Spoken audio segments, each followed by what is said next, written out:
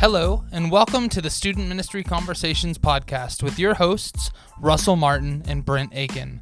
This podcast is all about equipping, encouraging, and inspiring youth pastors weekly with topics that are brought to the table by youth pastors from all over the world. And now, here's our host for this week, Russell Martin. All right, everybody. Hey, welcome back to the Student Ministry Conversations podcast. I am Russell Martin. I am one of your hosts. Brent will bring you a conversation next week, and I hope you check out last week's conversation with him. But this week, I'm talking with Blake Dellacer, and we will get into that conversation in just a minute. But I want to remind you, if you are listening, do all the things that podcast hosts tell you to do. Click like, subscribe. If you're watching this on YouTube, make sure and subscribe to that channel. Leave comments and all those type of things. So also make sure and go check out all of our podcasts, all of everything, show notes and everything are at studentministryconversations.org. And you can find show notes and transcripts eventually from this conversation and the other 60 conversations that we've had. So thank you to those of you who have joined us along the way. And if you are just joining us or have recently joined us, go back and click on all those and listen to all the conversations. We have different conversations on a variety of topics from a variety of speakers. And we're just trying to capture those conversations with youth leaders and share them with everybody else. And so that's kind of our purpose and our goal here is, especially if you are part-time, bivocational, don't have access to some of the big conferences or big speakers, we bring them to you. And some of those are people you would see at a conference, and some of those are people just down the road. And that's actually who we have today. So I want to introduce you to Blake Dellacer, and I will let him give you his complete story. But I knew Blake from a mission trip in Alabama called CFAT. And I've mentioned that. I talk about that a whole lot. And that organization and that trip. And so we'll make sure and put that contact information for that mission trip. Awesome opportunity for your youth groups. But we're going to be talking too, not just about, Blake and I hanging out, but we're going to talk about actually mission trips and things that you go on, church camp, but what do you do after? So you go on a trip and you have a great experience, but what happens the other, 50 weeks of the year, and how do you continue that relationship and that passion that's brought there? So before I get into talking about everything that Blake's going to talk about, Blake, why don't you introduce yourself? Tell us the 10,000 foot view or the real quick view. How did you get to where you are? Where are you? What are you doing? And anything else you would like to share about your life or anything else? Yeah. First off, thank you, Russell. Thank you for having me on here. Congratulations, 61st episode. That's incredible. Just testament to the work that you're doing and just how you're helping us student ministers just around the globe, around the United States. And so just appreciate you and doing this and having me on. But yeah, my name's Blake Dellacer. I am the youth director at Kingwood United Methodist Church in Kingwood, Texas. I have been here for a couple of years, started out here in 2018. Coming out of our 2017 year at CFAT, came in here in 2018 as a youth summer intern, learned the ins and outs of all of the ministry and youth ministry that there was, from learning how to throw games on to even sermon writing to all of that. Just was a really, really awesome experience, so much that I was like, yo, I want to go right back to it. And so came back in 2019, same place, KUMC, served as a youth summer intern, and just really loved it, really found my just true passion. I felt kind of in my CFAT days that the Lord was calling me into student ministry. Didn't know what that would look like. I'm from Mobile, Alabama originally. So a Mobile, Alabamian going all the way out to Texas.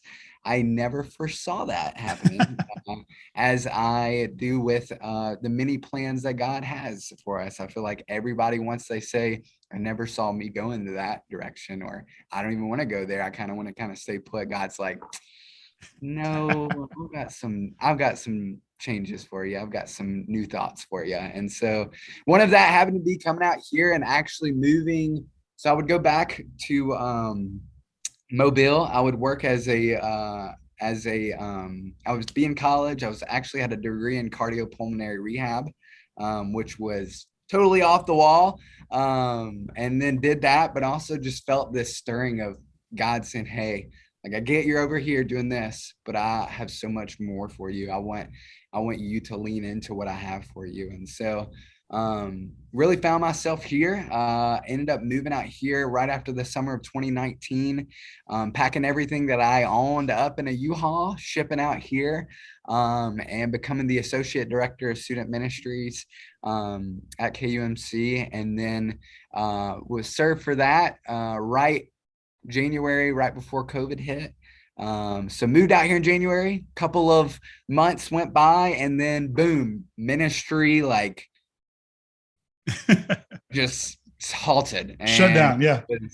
it was a totally different experience, and it was different waters, not only for me but even for the director that was over me. It was like, yo, like we're learning this together, we're learning this process together.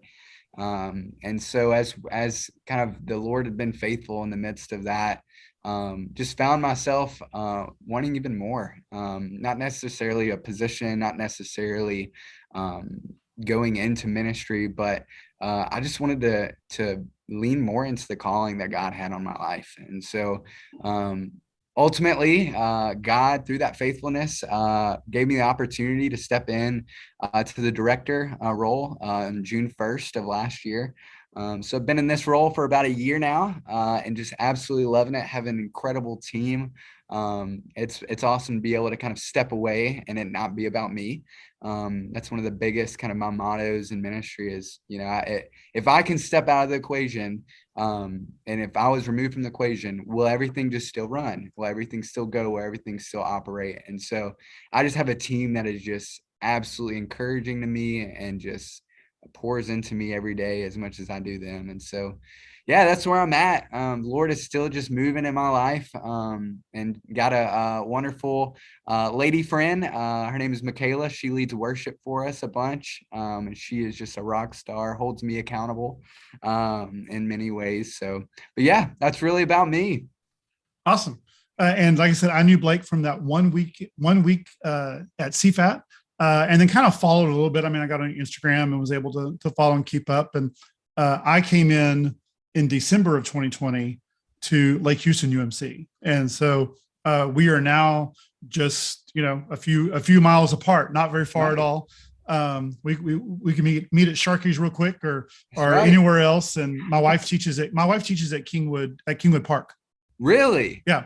So literally she probably 5 minutes from down here, man. She might have a few of your students, but we are familiar with that area. But it's kind of cool too, if you're in ministry, make those connections with people, because you never know when you're going to be reconnected, and maybe in different situations. I am now lead pastor, and at a smaller church, but I know Blake's church and his pastor, and have come over there a couple of times, and just no matter what denomination you're in, or even if you're not, especially if you're not, make those connections with other youth leaders and other stuff, because you never know when you're going to need something or want somebody to talk to, or just, hey, what are y'all doing? And for ideas or anything like that, which is kind of what we have here.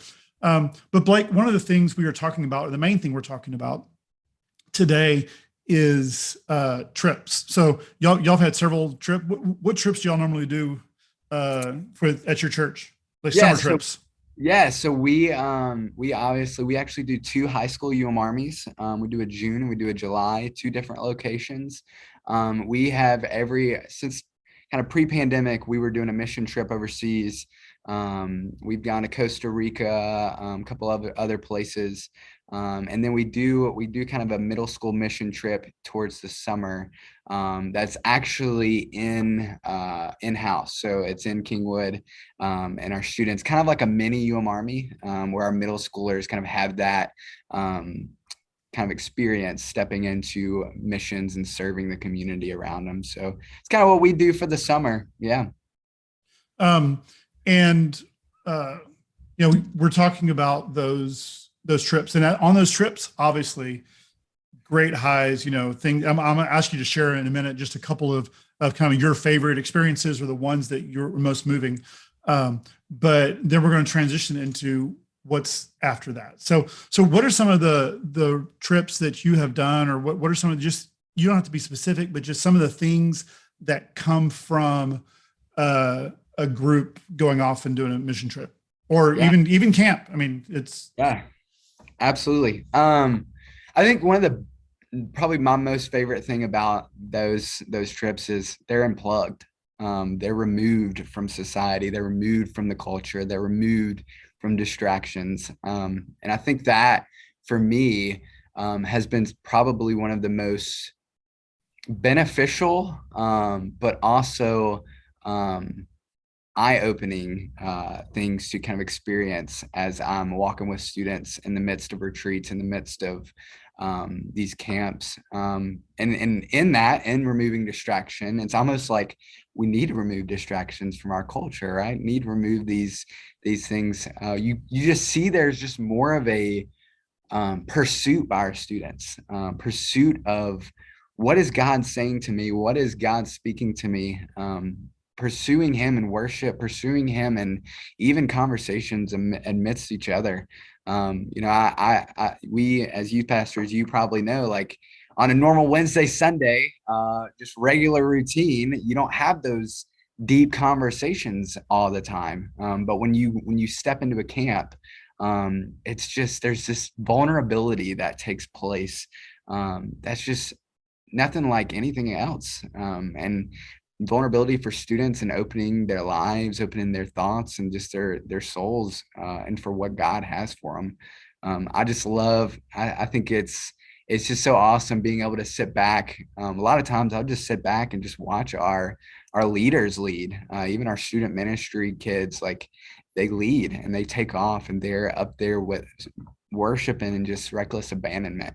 And it's just such a, for me, it fills me. It allows me to be filled. It allows me to know, like, amidst of all the logistics, even in camp planning and all that, like God uses this, and God is speaking to our students, especially when they're closed off from the world and they're closed off from those distractions and they're surrounded in a community of believers that's discussing this and pursuing Jesus more and more. So.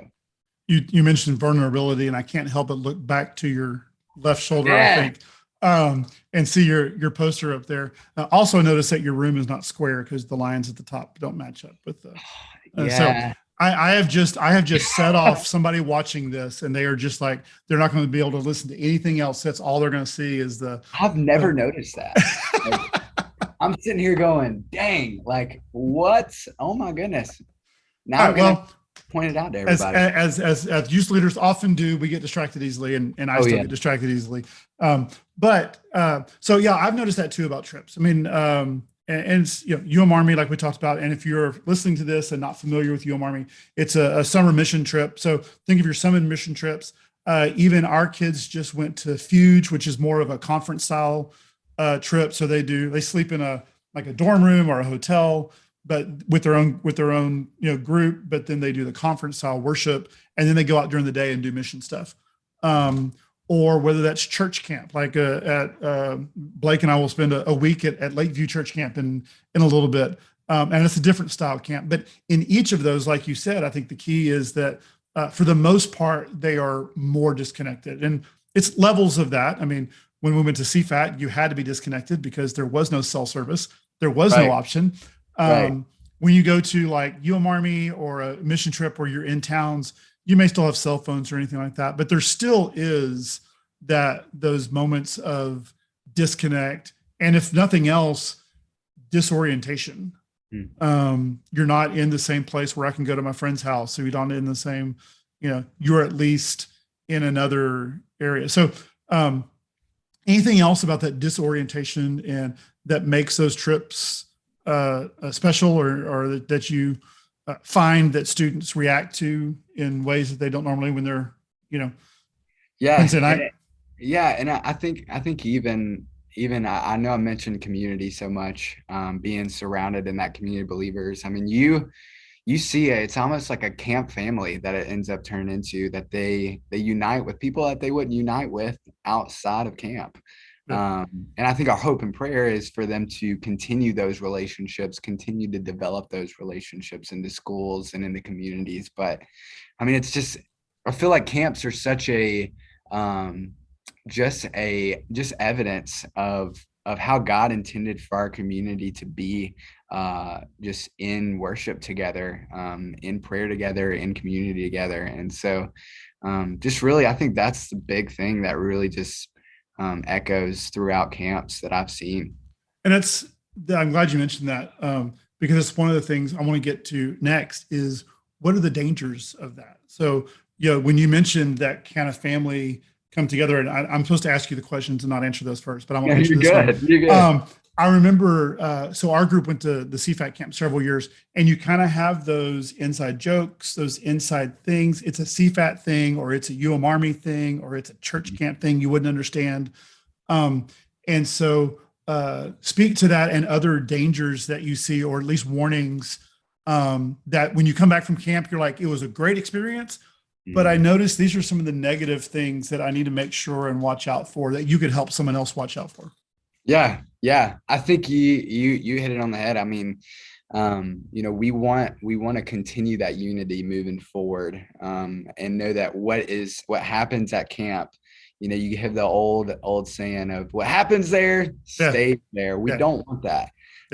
We know that that's a different experience, and obviously it's a different level of being closed off and being away from the culture, but we want that to carry over ultimately. And I think where we can get in trouble sometimes is when students develop those relationships. They are so in tune with one another, and then either one, they get back into their youth group and they're like, oh no, I have those inside jokes. I only have those with the friends that I experienced there.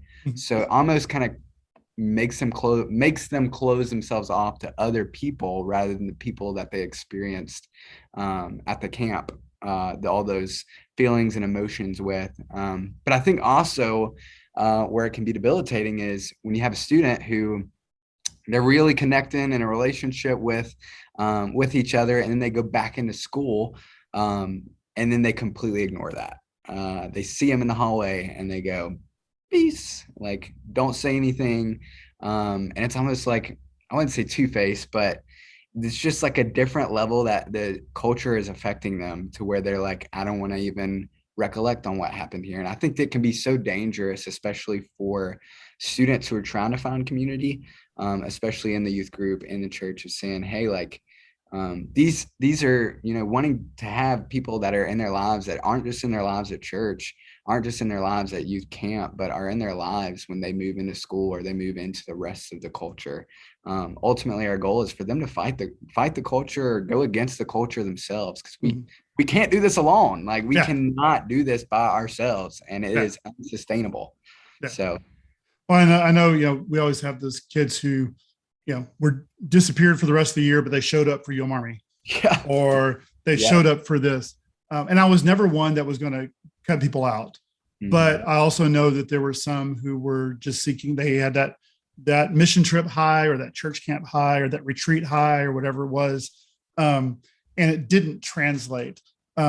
So as we're talking about how do you translate, there's got to be some core things that they do experience. You mentioned a couple of them. You talked about community, you talked about closeness, but I think if we can identify what some of those core things are that they experience, that will help us then to, translate those, or see how they can translate to other areas. So in your experiences, what are some of those just core, and you may have mentioned some already, but we'll condense them into one area here so people can get them at once. So what are some of those core experiences that people have that you think draws them back for that? I'm always going to go there because I experienced this, or what, so either reiterate or tell us some new ones. I think it goes along like that camp high you're talking about. That is so, like, it's such a common thing. We go there, we experience it, and the Holy Spirit hits like wave after wave, crash after crash. And, these students, they experience these emotions, these feelings, and a movement of the Spirit. And so many conversations of, Blake, I love this. Like, I just want everybody to see this and feel this and experience this. And then you get back at home and it's like, oh, well, I don't feel that anymore. One of the big things I discuss is, we see in the Bible, one of the first questions that are asked in the Bible was, did God really say that? Did God really say, do not eat of that tree, right? And so as soon as our students step back into that culture that they are in, the enemy is immediately trying to infiltrate. You almost like set a whole target on your back, trying to infiltrate, trying to say, what did God really say that at that camp? Did God really speak to you at that camp? Or was that just in your mind where you just feel emotion? Were you tired from building a wheelchair ramp all day long? And so I think for me, in my experiences is explaining to students that have these camp highs and that are on fire and saying, remember this, write it down. Because as soon as you step out, the enemy is going to want to steal, kill, destroy any experience that you had here. Write it down so that when you are in that doubt, when you are in that question, when you're away from the spiritual high, because, and the biggest thing I tell my students, it's going to go away. And that's just the reality of it. That camp high is going to go away. You're not always going to feel that way. And you don't need to recreate that camp to experience that, but ultimately lean into those core things in which allowed you to feel those things, allow you to see the Holy Spirit moving, which was community, worshiping and pursuing Jesus without distraction, and just trusting that, hey, God has moved in my life before, and remembering that, like saying, hey, this is where God wrote. I always tell my kids, write it down, so that whenever you're in that doubt, when you're in that question, you can see God moved in this. You wrote this down. You even talked through every thought in detail through your head. Now go back, remind yourself, and then step into community with one another. Hold each other accountable. I tell everybody all the time, find a friend, tell your story. That your story is not meant for you just to keep to yourself. The more that you tell your story, the more accountability that is held, and the more that people are going just to hold you to that experience, and to those life-changing transformation steps that you're making in your life. And so, yeah. Well, one of the things that you mentioned about writing it down that I started thinking of was, you go in there and you experience and write down, is it the songs? Is it the, what are the songs? We have, I have a couple of playlists that, we got from Army, pretty much summer is when I collect new songs. And so Army, CFAT, church camp and those type things. And they've become some of the worship songs I use even now, because they connected with that group. And so there are some songs or some key points, is it the atmosphere? If you're sitting there and it's, lights, and whether it's lights and smoke and a cool atmosphere set up by that, or it's looking over a valley while you're singing a song about God's majesty and lightning come across, like, is that, to identify those, is it the people you're with? Is it the speakers? Is it the way the service was set up? All those type of things. So that way, when they come back in and they go to your, contemporary traditional service on Sunday morning, they're like, okay, these are the things that are different, but this is what's still the same. The people you're with. So I know that too, like by day 4, you're arm in arm, like you have faced everything, whether it's church camp or mission trip or whatever, you have faced your struggles, you've gone through your days, and you are just as close as you can be, and arm in arm, singing the song, swaying back and forth, all the stuff that happens. And then, you're not with those people because a lot of them go to different churches, or go off wherever. And so I like that idea of writing it down and identifying, what it is. And then too, like you said, I mean, it's going to happen again, but it could continue to happen if you were able to do this thing. So do y'all try to, does your worship or your youth group change, especially maybe if you go to a camp you hadn't been to, or, a lot of kids haven't experienced? How do you maybe adapt some of the ideas, or you can't recreate, but you probably can adapt some of the things that happen. So what are some of the ways that you adapt when you go to a camp that It's not going to recreate the experience, but maybe helps you to share that with even the other students. Can you re-ask that question? Yes, because it was very long. How do you, when you go to a camp, how do you, and you have a great experience and you come back to your normal Wednesday, your normal Sunday, are there things that you take from that camp and maybe adapt what you do on Wednesday or change what you do? Or does that influence what you normally do? Or are those two completely different? Yeah. We try to have a smooth transition from camps to worship and to our Wednesday and Sundays. We want to incorporate the discussions and the conversations that happen there onto Wednesday, onto Sunday, because we want to continue to stir. I feel like the Holy Spirit begins a lot of stirring in our students, but we want to continue that. And so we'll even kind of meet as a team and say, hey, what are our students stirring in right now? What are they yearning for? I know for UM Army, we try to say, hey, like there is a transition from UM Army to youth group. And that looks like coming here, coming and worshiping, coming and praying just as much as you did at UM Army. And so we even have some prayer and worship nights that we try to intentionally do post UM Army that will kind of give students a week to process what they experience, but not only process, but come back with those same people, with that same community, to be in worship with one another, to say, hey, this doesn't just happen at camp. This happens here at the church. And so the best that we try to facilitate that as best as possible, whether it's through our lessons or our Bible studies, or even in the midst of worship, bringing the same band back that was played at UM Army, and try not necessarily to recreate, but just to say, hey, the same God that you experience at that camp is the same God that is walking in the midst of your life, even post UM Army, even past this week, even into youth group. And so so is that experience just for the kids who went, or is that something that are you trying to, maybe dilute that into the rest of your group in a different way? Yeah. So we try to, we want to include, because we don't want to totally just focus on those UM Army kids or focus on those specific students, because there are students that didn't go, right? There's middle school students. And so we actually are, through a lot of those, we actually want to, looking for the right word for it, encourage our other middle school students to say, hey, be a part of this. See where our high schoolers are leading and taking those steps in faith.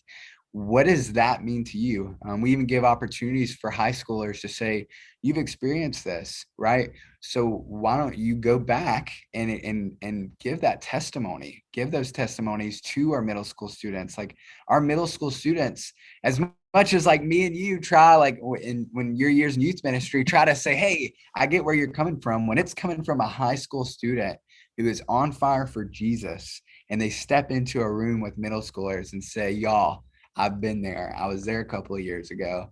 This is what God's stirring in my life, and this is what it means for you. There's so much more of a understanding and just a connection point that happens just beyond that, beyond what we can even say to them. And so empowering was the word I was looking for, rather than empowering.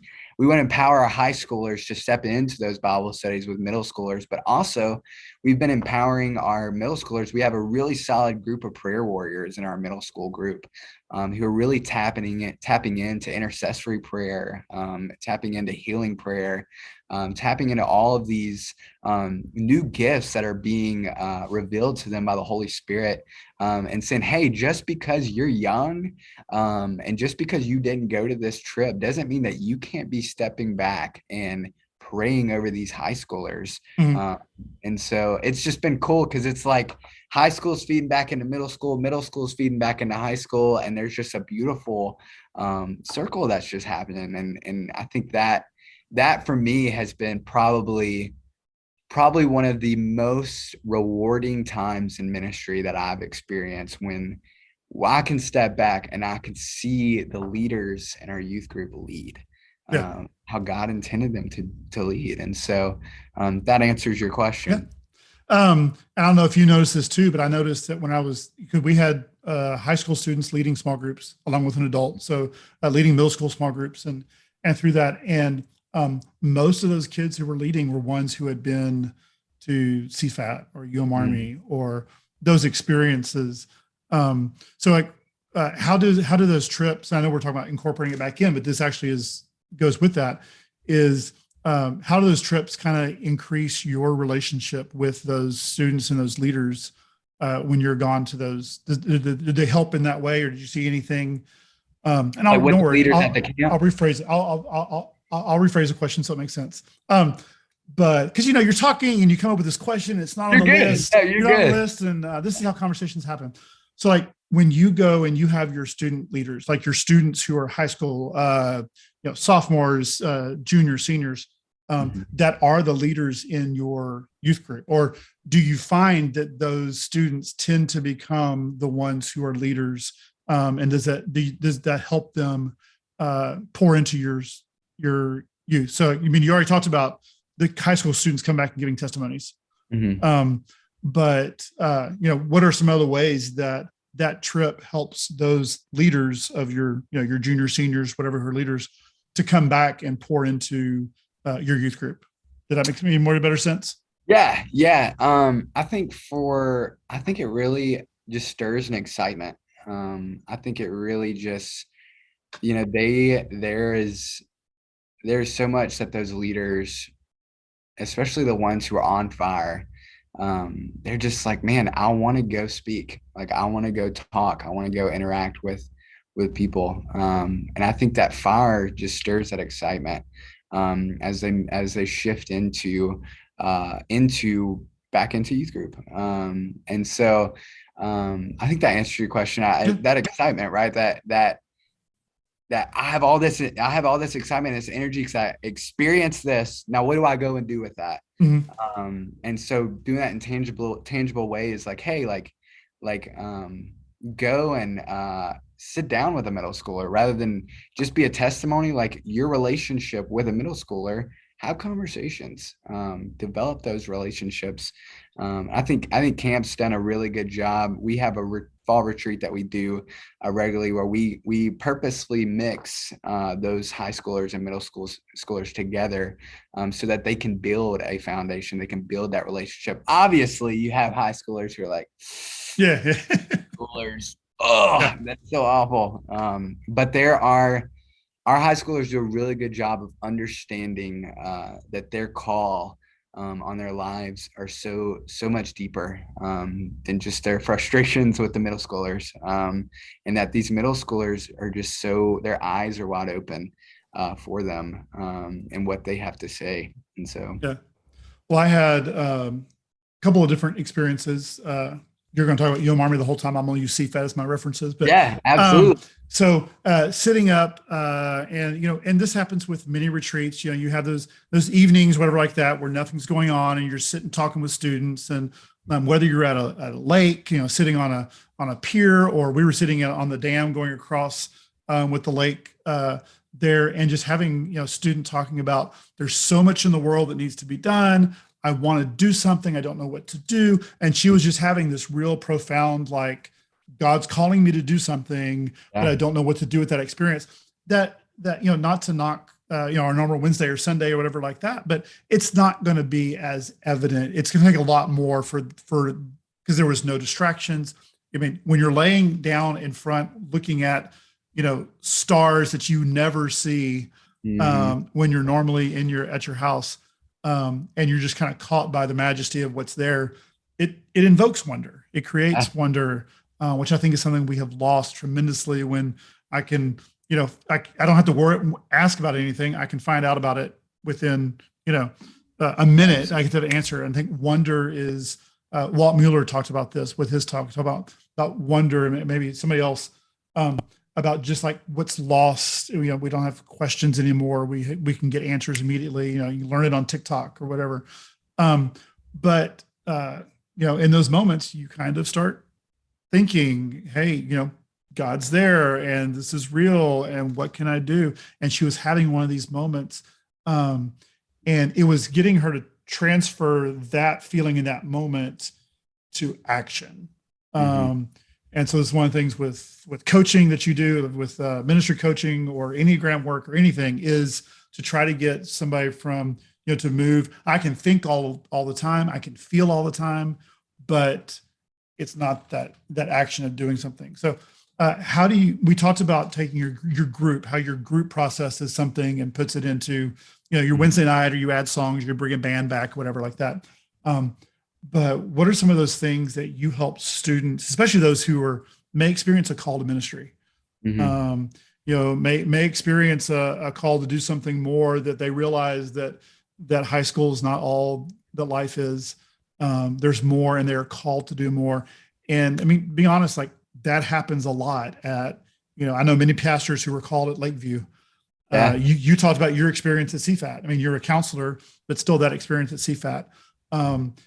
Mission trips and youth trips have a tendency to kind of peel back, and a lot of calls to ministry happen there. So how do you help a student, whether that's vocational or whatever, but who have a profound experience, to then help them to put that into action when they get back on Monday or September when school starts or whatever? Yeah.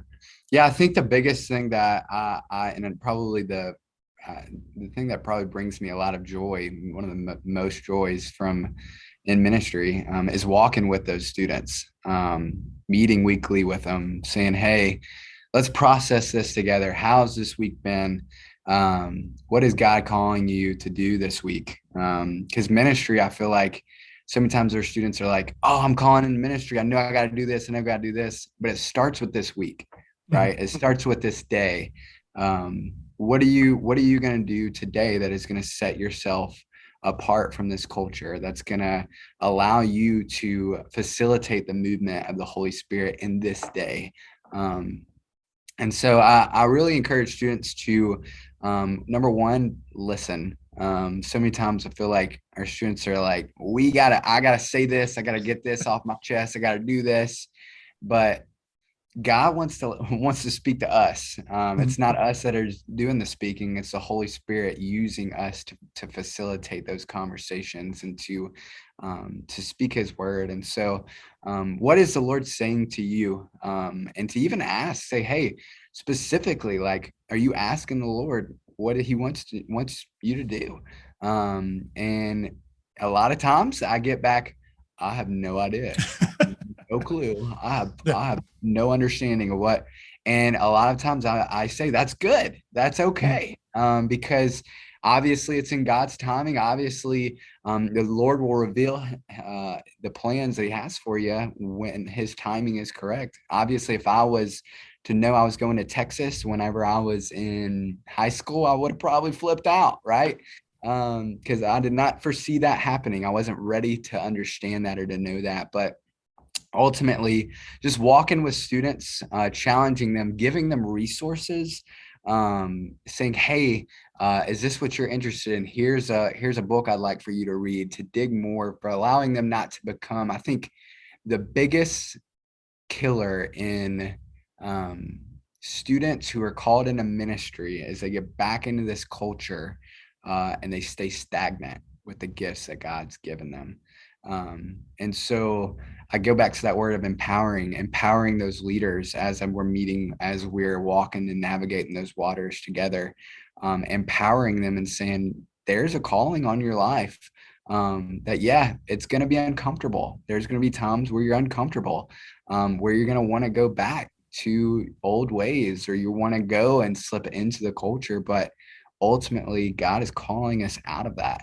And so being able to plug them into places and even roles in the youth group, saying not only just a testimony, I know that was one role, but I discussed, but what does it look like for you to lead worship? What does it look like for you to do a call to worship? What does it look like for you to pray over students? And all of these things. And so I would say listening, providing resources, and then allowing opportunities for them to engage in those gifts and those those callings that Jesus is calling into their life. Yeah. Youth ministry is that opportunity. And I've tried to scream that as much as possible of, we don't need students to sit on the sideline until they're 18 and then do it. And I've used the example of, when you're teaching someone how to bat, you're not just like, all right, I'm gonna bat, you sit there and watch. And no, as soon as you teach them any fundamentals at all, you put them in the batter's box so that they can see balls come in, they can figure out their swing. And if they mess up, you're right there to help them. And so I think, those calls to ministry happen, those opportunities.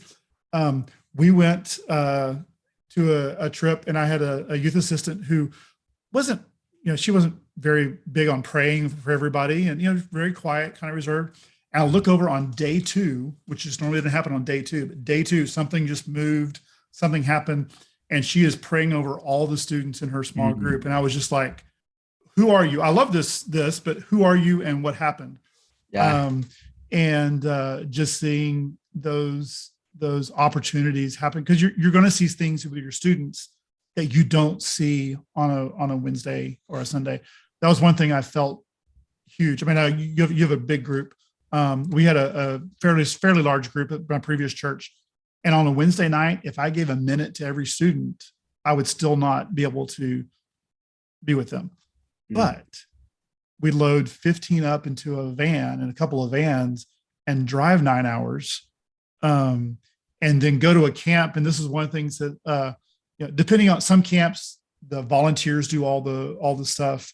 Like Army, your church camp is very much volunteer led. When you get there, you're doing a lot. There are some other camps though, like CFAT is one of those that I appreciated, was that I was a participant. I wasn't leading worship. I wasn't picking out songs. I wasn't planning games or anything. I just experienced, and to sit there with students and be a participant is a view that you don't have very often as a youth leader, because usually you're doing all the stuff. And anything to that, anything to just to encourage leaders as far as, what you do what's your focus when you go on a trip? How do you intentionally create relationships? Because we've talked about all this goes back to relationships. And that's how you can help students after a trip is by those relationships. Anything that you do, like with a Army type volunteer deal or anything else that you do to kind of intentionally create those relationships or find those. Yeah. So I think for me, just depending on the camp going into, and I think you hit on a really good point. Those camps that you don't have much that you have to do are just humongous, just relational opportunistic times, just to be able to get to know students. Obviously you have your camp kids that'll just come out of nowhere and be there. But engaging with them, and not only just engaging with them, I think a big thing that I try to do is to facilitate them back into engaging with each other. I want to build relationships, and I want to allow them to get to know me, and I get to know them. But ultimately, right, it's not going to be me that brings them back. It's not going to be me that shifts them back into youth group or brings them out of camp into youth group. But ultimately, it's those connections that they make with the students that are there. And so even strategically encouraging our leaders, saying, hey, you go build relationships with these people, these students, get to know them, get to find who they are, not to recruit, not as a recruiting tactic to get them to come to youth group, but to ultimately allow them to have a place to where they can say, hey, I can foresee myself stepping in and being in community with you guys, because it's kind of really hard to do that on a Wednesday and a Sunday in church. And so, but I love camps. I love being able to sit down and just have those late night conversations with students who are just experiencing all these different things, and even students that aren't experiencing much. Just say, hey, let me get to know you. Let me get to hear your story. That's probably the biggest thing is I'll ask, let me hear your story, and what's your why? What's your why behind what you do? What's your why behind how you live and how you interact? And then kind of feed off of what that why is, and discuss even more. And through that, relationships get built. And obviously it's so hard for us as youth pastors, I think, to go, and we see this broad camp of so many students, and it's like an overwhelming feeling. Sometimes like I've got to get here. I've got to meet with them. I got to get I haven't talked to him this week. I need to do that. But I think allowing the Holy Spirit to lead me to those kids that he wants me to have conversations with, and trusting that those are the students that I need to have conversations. And rather than it being a bunch of topical conversations all around the camp, it being those deep, intentional conversations, those moments that I have with individuals, with students throughout the camp, I think have been so much more beneficial in relationship building than it would be going, hey, I know you like football. Let's do football and talk about sports, right? And so there's a benefit in that, but ultimately the goal of that topical conversation is to dive deeper into more engaging conversations. Because right, I mean, God knows the end of that for that child or that youth, and you're talking about quality over quantity of conversations. And I think I want to kind of wrap up there, because that is, I think, the one thing that carries through. Definitely, you may try to recreate worship, you may try to recreate mission experiences, but all of those things lead to relationships with students on their team or in their group or in their small group that they have, and relationships with leaders. And those are the ones that they're going to, you're going to see in the hallway, and you still have that shared experience that you have. And it's those relationships that carry up that you are able to be vulnerable, and they're able to be vulnerable, and you kind of share those experiences, and that's what carries through. So, well, Blake, great conversation, and I definitely want to do it again. There's so much to talk to you about. And the nice thing is we can just, we could do a live episode sometime, and I had both of us there. I haven't done one of those yet. So that'd be fun. Can you tell us a little bit about if somebody wants to contact you, where are you on socials? Are you on, you don't have to give your address for us to come to your house, but what would be the best way for somebody to contact you who wanted to ask more? Yes, so you can contact me via Instagram, via Facebook. I am very simple, first and last name at Blake Dellacer. Last name is Dellacer, as you can see in the little beautiful text right here. And then you can also reach me on email at blake.dellacer@kingwoodumc.org for anything else. Well, awesome, Blake. Thanks for hanging out with us now. And I look forward to hanging out with you. Thanks for hanging out with us now, and I look forward to hanging out with you next week at church camp. Same here. Thanks, Russell. I appreciate it. All right.